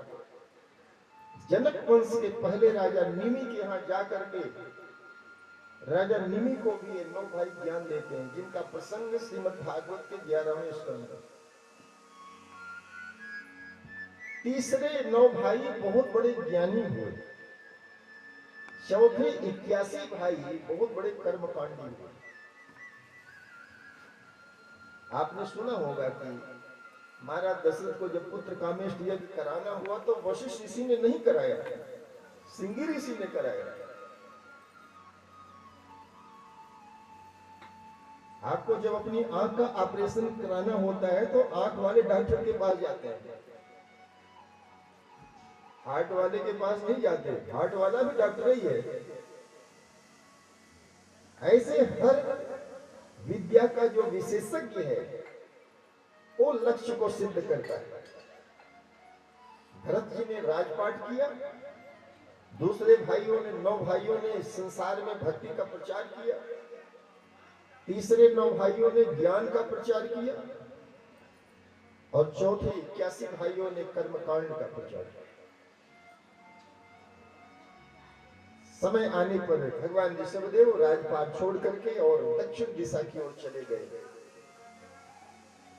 उन्होंने भगवान का स्मरण करते हुए अपना जीवन पूरा किया। ये भरत जी ने भी 1 करोड़ वर्ष तक राज करके अपने बेटे को राज दिया और हिमालय की तलहटी में वहां गए जहां से गंडकी नदी निकलती, शालिग्रामी नदी उसको बोलते हैं, चक्र नदी भी बोलते हैं। जिस नदी में शालिग्राम की शिलाएं पाई जाती हैं, ये मंदिर में जो शालिग्राम भगवान रखे हैं ये वहीं से, ये कहीं हिमाचल में कहीं आंध्र प्रदेश में पत्थर नहीं मिलते, ये गंडकी नदी में मिलते हैं। हिमालय से जो वह चक्र नदी शालिग्रामी नदी निकलती है जहां, वहां कभी ब्रह्मा जी के 2 बेटे हैं, मानस पुत्र पुलह और पुलस्त्य। इन्होंने आश्रम बना करके तप किया था। उसी पुलह आश्रम में भरत जी ने जाकर के तप किया। और एक दिन भरत जी के जीवन में बड़ी अद्भुत घटना घटी। जिस समय यही दोपहर का समय था, भरत जी स्नान कर रहे थे दोपहर की संध्या के लिए। उसी समय एक हिरणी वहां जल पीने के लिए आई और उस जंगल का इलाका, एक सिंह छिपा हुआ बैठा था। उसने हिरणी को देख लिया जल पीते हुए, उसने दहाड़ लगाई। अपने शिकार को देख करके सिंह दहाड़ क्यों लगाता? चीता दहाड़ नहीं लगाता, वो छिप करके पकड़ता। सिंह दहाड़ इसलिए लगाता है कि उसकी दहाड़ सुन करके, उसकी गर्जना सुन करके वो जीव व्याकुल हो जाता है। उसका आधा बल समाप्त हो जाता है, वो डर जाता है, भय से युक्त हो जाता है। उसकी दहाड़ सुन करके सच में वो मृगी घबरा गई, मैं क्या करूं। ये मृगी अब 15-20 दिन के बाद, महीने के बाद समझो अपने बच्चे को जन्म देगी, किसी मृग के शावक को जन्म देगी। और जब इस हिरणी ने छलांग लगाई तो इसका गर्भस्थ शिशु नदी में गिर गया। इसने गुफा में जाकर के अपने प्राण बचाए। बताने में देरी हो रही है, ये घटना तो सेकंड में घट गई। सिंह ने दहाड़ लगाई, मृगे ने नेड़े लिया, क्योंकि पीछे तो जा नहीं सकती थी, आगे बहती हुई नदी को उसने, वो पहाड़ी नदी जैसे पहाड़ी नदियां होती हैं, बहुत अधिक चौड़ी नहीं थी, छलांग लगाई वो पार हो गई। लेकिन जोर से छलांग लगाने की वजह से उसका गर्भस्थ बालक नदी के जल में गिर गया। वो तो हिरणी तो भाग गई। भरत जी ने उस मृग के बच्चे को पानी से निकाल लिया, गोद में लेकर के ढूंढते हुए गए। उस हिरणी ने एक गुफा में जाकर के अपना शरीर छोड़ दिया था, वो मर चुकी थी, क्योंकि उसके शरीर से रक्त स्राव बहुत हुआ था, खून बहुत निकल चुका था। भरत जी उस मृग के बच्चे को छोड़ने को लेकर के आए अपने आश्रम पर। एक काली रंग के हिरण का बच्चा है, इसको कृष्ण सार मृग कहा गया। काले रंग के हिरण जहां कहीं भी कुलाचे भरते हैं, जहां कहीं दौड़ते हैं, जहां कहीं उनके कदम पड़ जाते हैं, वो धरती बड़ी पावन मानी जाती है। और राजस्थान में वो शिकार नहीं किया था 15-20 साल पहले, अभी मुकदमा उसका अभी भी चल रहा है। काले रंग के हिरणों का शिकार करना ये वर्जित है, और बिश्नोई समाज में तो इसको बहुत बड़ा घोर अपराध माना जाता है। मनुष्य को शूट कर देना, गोली से मार देना, फांसी पर चढ़ा देना, वो उतना बड़ा अपराध वो नहीं मानते बिश्नोई समाज। लेकिन काले रंग के हिरण का शिकार करना ये बहुत जघन्य अपराध माना गया। तो ऐसा ही ये मृग है। भरत जी ने सोचा कि अगर इस मृग के बच्चे को मैं नहीं बचाता तो फिर इसका क्या होगा। यही मनुष्य की भूल है। हमें सोचते हैं कि हम नहीं रहेंगे तो फिर संसार का क्या बनेगा, हमारे परिवार का क्या बनेगा। माँ बाप बच्चों को कहते रहते हैं कि हम नहीं होंगे ना तब पछताओगे, और उनके माँ बाप भी उनको यही कहते थे, उनके माँ बाप भी उनको यही कह करके गए। हर माँ बाप ये समझते हैं कि हम ही सब कुछ कर रहे हैं, हम ही दुनिया चला रहे हैं, हम ही घर परिवार चला रहे हैं। नहीं, ये सच्चाई नहीं है। हिंदुस्तान में भी आजादी के बाद भी कई प्रधानमंत्री यही समझते थे कि हम ही देश चला रहे हैं, अब वो नहीं है तो देश नहीं चल रहा। ये धरती रत्न गर्भा है। आज जितने अच्छे शासक हैं, कल उससे भी अच्छे शासक आए। ज्ञान की, सत्य की, सामर्थ्य की, विद्या की कोई सीमा नहीं।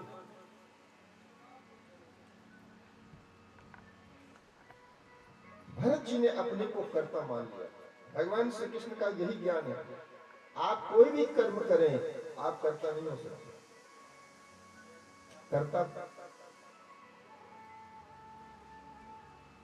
कर्तापन का बोध आपके अंदर आया नहीं कि बस आप बंधन में, कर्म बंधन में फंसे। आपने अपने को कर्ता माना कि फंसे। जैसे किसी ट्रेन में, अम्ब से कोई ट्रेन, तमाम ट्रेनें आजकल चलती हैं अम्ब से, और ट्रेन मानो दिल्ली जा रही है, अहमदाबाद जा रही है, नांदेड़ भी यहां से ट्रेन जाती है, और ट्रेन अंबाला में पहुंची। वहां एक डिब्बे में, रिजर्वेशन के डिब्बे में एक कोई ट्रंक था, और पूना से कोई यात्री बैठे, उन्होंने देखा कि बहुत देर हो गई और कोई व्यक्ति दिखाई नहीं दे रहा है। शायद अम्ब में किसी ने ट्रंक चढ़ाया होगा डिब्बे में, तो बंदे उतर गए। तो ऊना में कोई नया व्यक्ति बैठा,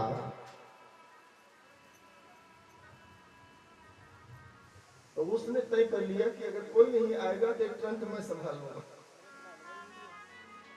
अम्बाला में पुलिस की चेकिंग हुई, पुलिस वाले आए, इतना बड़ा ट्रंक देखा तो पूछा भाई किसका है? यो सीट पर बैठा है बंदा, उसने कहा ये मेरा। अब पुलिस वालों को शक हुआ, उनका खोलो इसको। अब चाबी तो उसके पास थी नहीं, किसी तरह से तोड़ा गया तो उसमें से एक मरी हुई लाश निकली। अब कौन फंसेगा? जिसने कहा कि ये मेरा है। चाहे उस ट्रंक में लाश थी, अगर वो व्यक्ति ये नहीं कहता कि ये मेरा है तो नहीं फंसता। उसने कहा कि मेरा है तो फंस गया। आप जैसे ही संसार में कहते हैं मेरा, मैंने किया, मेरी वजह से हुआ, आप फंसे।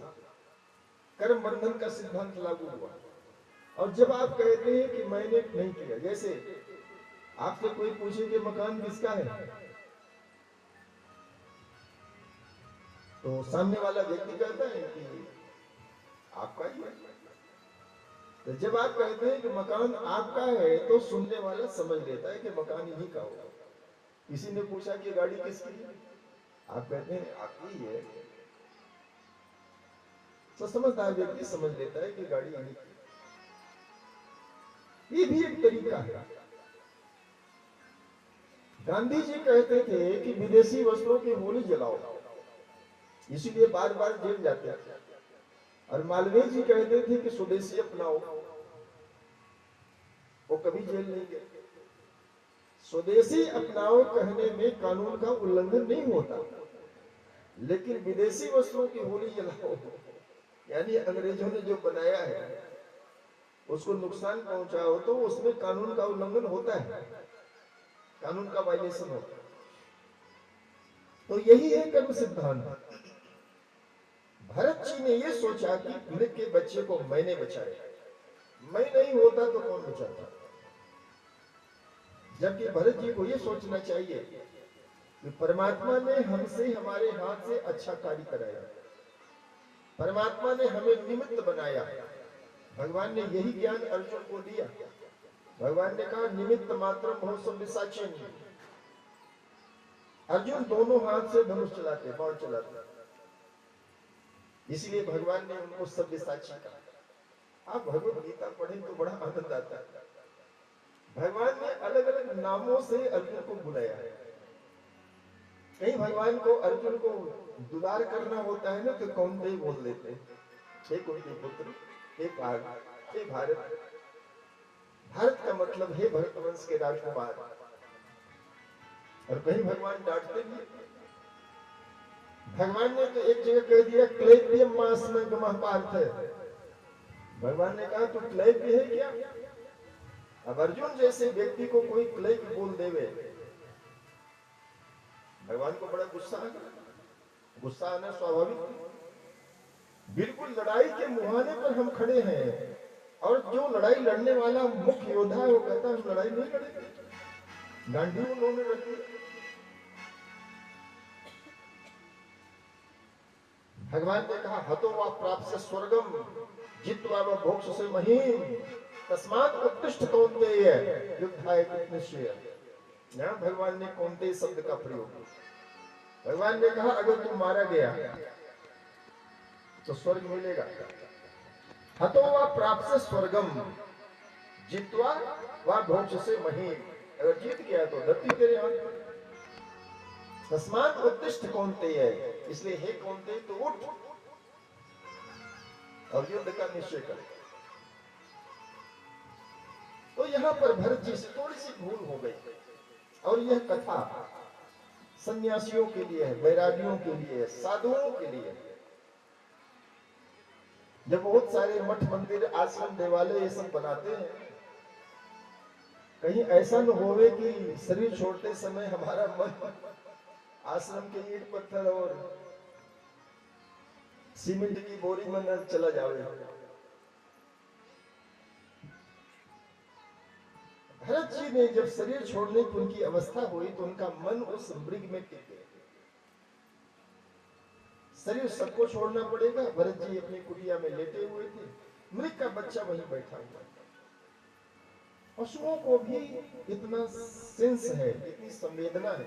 आपके सामने कोई बिल्ली बैठी हो ना, अपनी आंखें आप बंद करो, वो भी अपनी आंख बंद, तुरंत अपनी आंख बंद करेगा। जितनी बार आप करोगे उतनी बार वो करेगा। कुत्ते को ही पता हो जाता है, मैंने तो देखा है, स्कूल की बस जब आने को होती है ना, तो घर का कुत्ता जाकर के रोड पर खड़ा हो जाता है, और उसके अंदर से जब छोटा सा बच्चा बैग लेकर के उतरता है ना, उससे पहले कुत्ता पूछ हिलाने लगता है। कुत्ते को पता है मेरे घर का कोई बच्चा पढ़ने के लिए गया। हाथी बहुत बुद्धिमान होते हैं, घोड़े बहुत बुद्धिमान होते हैं, अनेक प्रकार के प्राणी। अरे गौ माता, कोई 1.5-2 साल का बच्चा गाय के पास चला जावे, और गाय बैठी है, बच्चा उसकी सींग पर चढ़ जाता है, गर्दन से लटक जाता है, गाय आंख बंद करके बैठी रहती है। कोई बच्चा उस गाय का स्तनपान करने लगता है, गाय आंख बंद करके खड़ी रहती है। ऐसे मृग का बच्चा भी, भरत इस मृग के बच्चे के लिए रो रहे हैं, और मृग का बच्चा भरत के लिए रो रहा है, क्योंकि मृग का बच्चा समझ गया कि आज मेरा पालनहार दुनिया से विदा हुआ। भरत जी का शरीर छूट गया, क्योंकि मृत्यु की घड़ी में उन्होंने मृग के बच्चे का चिंतन किया था। इसीलिए उनका अगला जन्म कालिंजर पर्वत पर, ये झांसी महोबा बुंदेलखंड का जो इलाका है, ललितपुर वगैरह, इसको कालिंजर क्षेत्र कहा जाता है। भरत जी इस कालिंजर पर्वत पर मृग बन करके, एक मृगी से, एक हिरणी से उनका जन्म हुआ। लेकिन पूर्व में उन्होंने भक्ति करी। भक्ति का नाश नहीं, यही भक्ति का फायदा है। इस जन्म का किया हुआ अगले जन्म में कुछ नहीं मिलेगा। अगले जन्म में फिर मकान, दुकान, खेत खलियान सब बनाने पड़ेंगे। लेकिन इस जन्म की छूटी हुई भक्ति अगले जन्म में हमें फिर से प्राप्त हो जाएगी। भगवान श्री कृष्ण कहते हैं कि तुम्हारा जन्म ऐसे माता पिता के घर में होगा जहां तुम्हें सुविधा हो जाएगी आगे की यात्रा करने में। भगवान कहते हैं किसी श्रीमान के यहाँ तुम्हारा जन्म हो जाएगा। भरत जी को 5वें साल उनको याद हो आया, करे मैं तो भरत नाम का राजा होता था, मैं तो पुलह ऋषि के आश्रम में गंडकी नदी के किनारे बैठ करके तप किया करता था। और एक दिन उन्होंने मृगों का झुंड कालिंजर पर्वत से छोड़ दिया, और कई महीने पैदल चलते चलते पहुंच गए वहीं हिमालय की तलहटी में, जहां से वो नदी निकलती। एकादशी के दिन ये मृग जो है, जो भरत जी मृग के शरीर में है, एक घास भी नहीं खाते। मैंने कई ऐसे कुत्तों को देखा, मंगलवार के दिन वो भूखे ही रहता है। आपको तो पूछना पड़ता है आज कौन सा दिन है। आप सोचो कुत्ते को कौन बताता है। आप कितना ही उसको कुछ लालच देकर के देखो, नहीं खाएगा। और शायद वो पूर्व जन्म का कोई ऋषि मुनि, उसकी साधना में कोई विक्षेप, रुकावट आ गई, वैसे को कुत्ता बन गया, लेकिन अभी वो संस्कार बचे। तो भरत जी एकादशी के दिन गंडकी नदी के जल में बैठ करके भगवान का ध्यान करते। परिणाम यह हुआ, मृगों का जो शरीर होता है 18-20 साल का होता है, शरीर छूट गया, और फिर अंगिरा गोत्री ब्राह्मणों के यहाँ इनका जन्म हुआ। अंगिरस गोत्र के ब्राह्मणों के यहाँ इनका जन्म हुआ। उन ब्राह्मण को 2 पत्नियां थी, एक से 9 बेटे थे, और एक से भरत जी और एक कन्या। भरत जी ने ब्राह्मण के यहाँ जन्म लेकर के इस जन्म में तय कर लिया कि मुझे कोई पढ़ाई लिखाई नहीं करनी, मुझे इस जन्म में केवल भगवान का भजन करना है। उन ब्राह्मण देवता ने भी बहुत पढ़ाने लिखाने की कोशिश करी, लेकिन भरत जी अंदर से पूरी तरह से सतर्क है। बाहर से ऐसा दिखाते हैं कि जैसे मैं मूर्ख हूं। गुरुकुल में गए, बहुत आचार्यों ने अभ्यास कराया, लेकिन गायत्री का एक चरण भी इनको याद नहीं है। अंत में अध्यापन करने वाले आचार्यों ने कहा कि इनके पिताजी का इसको ले जाओ, ये मूर्ख, ये तो जड़ है, इसको नहीं पढ़ा सकते। माता पिता का बहुत कम आयु में शरीर छूट गया। भाभीियों का राज हो गया। भरत जी को सारे लोग जड़ भरत कहने लगे कि ये मूर्ख। एक दिन भाइयों ने कहा ये घर में खाता पीता और सोता ही रहता है, इसको खेत की रखवाली के लिए भेजो। अब भरत जी गए, अंदर से तो ज्ञानी है ना, देखते हैं बाहर के जानवर दूसरे के खेत से आकर के हमारे खेत में फसल को नष्ट कर रहे हैं, न जाने कितनी चिड़िया आकर के सब खेत को चौपट कर रही है। भरत जी कहते हैं कोई बात नहीं, हमारे पास तो देखो हजारों एकड़ जमीन है, और तुम लोग किसी दूसरे के खेत में जाओगे, फसल को नुकसान करोगे तो वहां डंडे मिलेंगे। हम बैठे हैं, कोई बात नहीं, आराम से खाओ।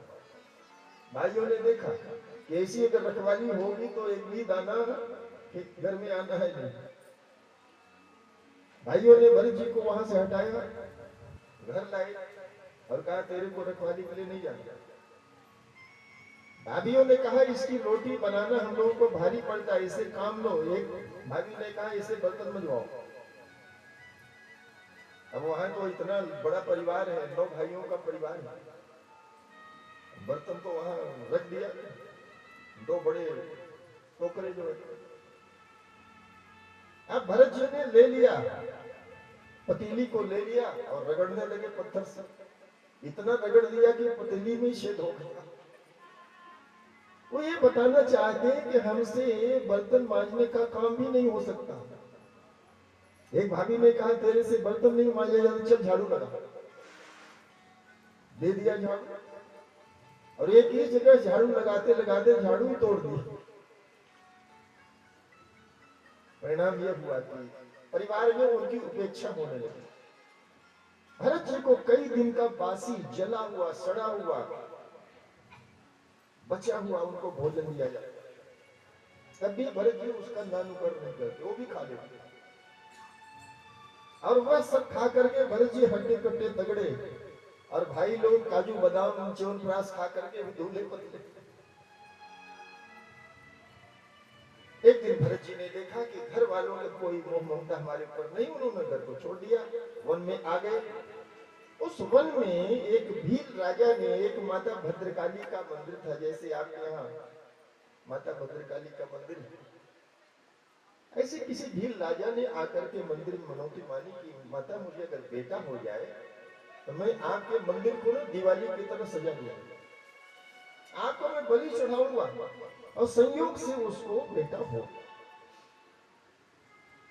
और एक दिन उसको याद आया कि मैंने माता के मंदिर में मनौती मानी थी, आया अपने सेवकों सिपाहियों के साथ मंदिर को सजा दिया, खूब वहां लंगर भंडारा किया। रात्रि का समय है और जब बलि देने की बारी आई पूजा पाठ के बाद, तो जो बकरा लाया था बलि चढ़ाने के लिए, बकरे को भी कितना ज्ञान है, वो भाग गया।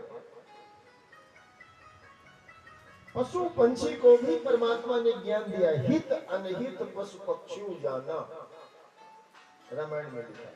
अच्छा और बुरा तो अपना पशु पक्षी भी जानते। कोई नहीं मिला बलि चढ़ाने योग्य, कोई साधन नहीं मिला, तो उस भील राजा ने कहा कोई भी पशु प्राणी दिखाई दे दूसरा ही लाओ। अब कोई नहीं मिला, भरत जी मिल गए। एक पेड़ के नीचे बैठे थे, वृक्ष के नीचे ध्यान में परमात्मा के, इन्हीं को सिपाही लोग पकड़ लाए। राजा ने कहा पहले इसकी पूजा करो। पंडित पुजारी लोग भरत जी को तिलक लगाया, माला फूल पहनाया और दिया मिठाई वगैरह खाने के लिए। एक ब्राह्मण को दया आ गया। ये ब्राह्मण का महाराज आप ये मिठाई खा रहे हो, गुलाब जामुन जलेबी खा रहे हो, आपको पता भी है आगे क्या होने वाला है? भरत जी बोले नहीं, भरत जी ने सिर हिलाया, हाँ मुझे पता है। और जब पूजा पाठ हो गई, भोजन भंडारा हो गया, राजा ने कहा तू अपना सिर माता के आगे झुका दे, मैं तेरी बलि चढ़ाऊंगा। वहां जो तलवार पूजा की रखी थी उठाई राजा ने और बलि की गर्दन पर प्रहार करना चाहा। माता भद्रकाली को चिंता हो गई कि मेरे सामने एक ब्रह्मज्ञानी संत की हत्या हो रही है। उनकी मूर्ति में आवेश आ गया, मूर्ति 2 टुकड़े हो गई और स्वयं प्रकट हो गए। और वह तलवार खींच करके सबसे पहले तो भील राजा को मारा, और देखते ही देखते वहां पूजा पाठ कराने वाले और भी जितने सारे लोग थे, 1 मिनट में उन्होंने पूरे स्थान को श्मशान बना दिया। भरत जी के पास आई, कहा बेटा ये लोग अपने को मेरा भगत समझते हैं, लेकिन ऐसे मैं भक्तों से निहाल नहीं होता। कोई भी माँ क्या अपने बच्चों का खून पी करके वो प्रसन्न होती है? इस संसार के प्राणी मात्र जितने जीव हैं सब उस महामाई की संतान है। वो आज शक्ति जगत भवानी जगदम्बा, कोई माँ अपने संतान का रक्त पीती है क्या?